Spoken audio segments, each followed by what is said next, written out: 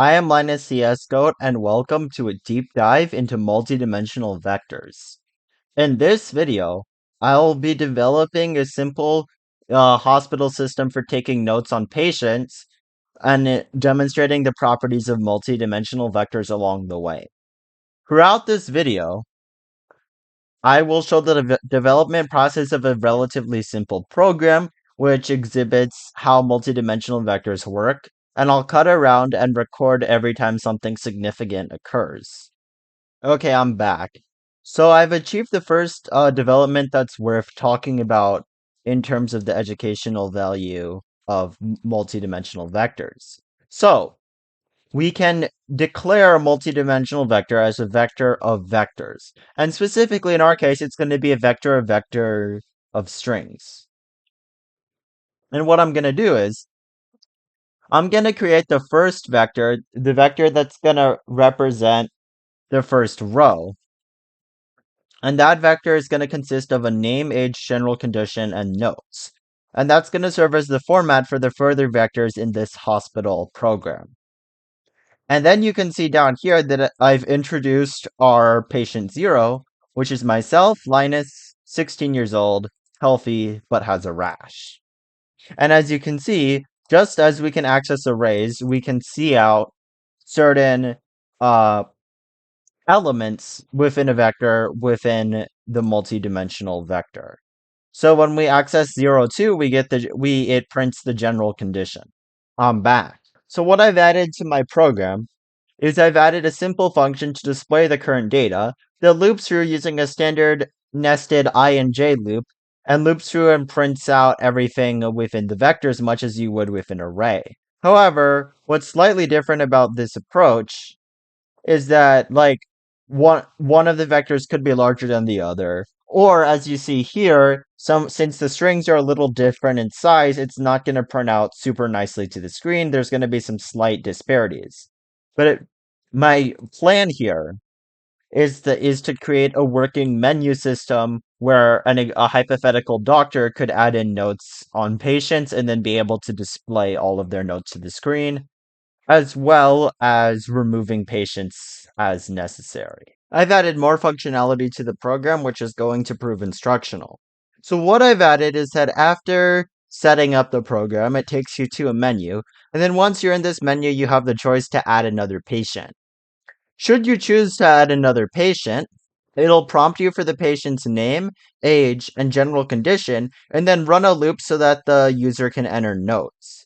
And what this does is the number of notes you enter can create an inner vector of varying size based on the number of notes you enter, and therefore you can have some vectors that are longer for patients with more notes, or vectors that are shorter for patients with less. And then all of those vectors will be added to the vector within the other vector. And in that manner, we will be able to accumulate data as the user sees fit.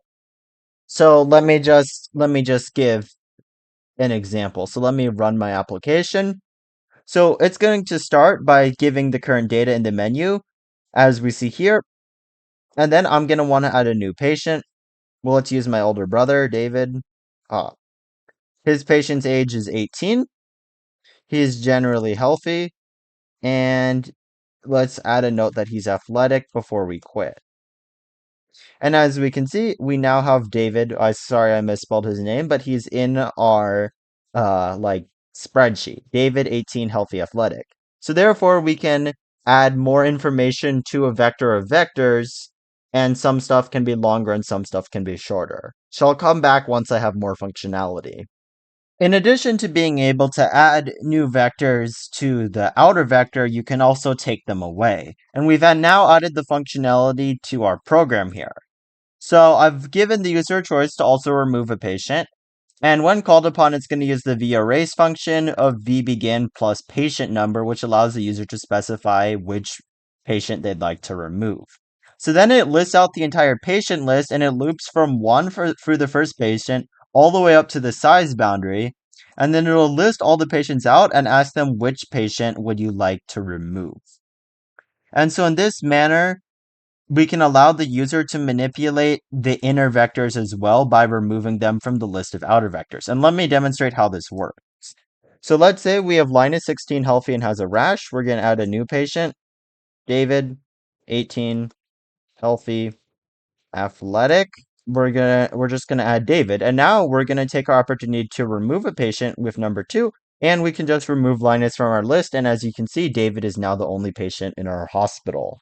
So that's some additional functionality and how it relates to multidimensional vectors. In addition to being able to add and subtract vectors, you're also able to make changes to vectors once they're established inside the outer vector. So what I've done in the menu is I've given the choice to edit a patient's information. And what this edit information feature does is it lists out all the patients, and then it asks which patient the user would like to edit, and then it asks which value they'd like to edit, and then what it should stay instead. So let me give you a simple example. So let's say I want to add my brother, but I'm going to misspell him as I did earlier in the video. Add a new patient. Let's say I spell him Davy again. Patient age 18, general condition healthy, athletic, quit. And now I've misspelled Davy, but I want to edit that. So I'm going to type in free to edit, my brother, and then we're going to edit his name, and it's going to now say David, which is the correct name. And as you can see, we're now able to edit within our datasheet. So we're able to change the strings within the vector within the outer vector, which is another thing we can do with multidimensional vectors. So I'll come back to you once you're also able to quit the program. Okay, so I've now added a simple choice for the user to end the program, as you can see in the bottom left-hand side of the screen, and we dealt with some not so great input cases. So now what we have is a largely working program that semi-simulates how a doctor could take notes on their patients. Of course, there's much improvement to be done, but this is a rudimentary program, and it shows how we can use multidimensional vectors to model real-life concepts, like stuff that changes over time, or like a data sheet or anything really like that. So I hope you guys found this deep dive video helpful, and I definitely put quite a bit of time into actually coding it. So if you could actually like for once, it would be vastly appreciated. Anyway, I'm not going to waste anyone's time here. Have a great rest of your day. Bye.